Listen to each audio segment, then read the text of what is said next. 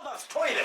And now you will not accept that you treat me like a boy. For heaven's sake, I'm a man now, Dad. Not as long as you are my son. A son I fathered with my own sweat. Dad, Marisa and I love each other and we trust each other. Love and trust is not enough, my son.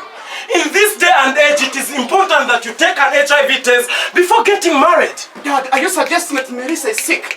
Of some HIV of some sorts?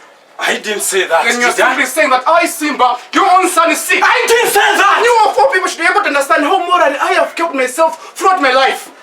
A barefooted child that chooses to tread on thorn bushes will indeed be. I can't understand why you're wishing me bad. I have always wanted the best for you, son. But as I am busy making efforts for you, you are busy pulling my legs back. You've lost me. Samba zanzake, anamba nkwangwa ili munu. Dad, I have known Marisa for over 2 years now.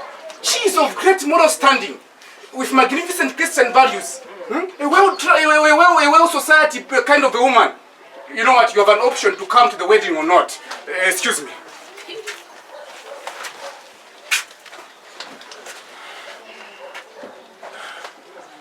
You will regret this, Simba.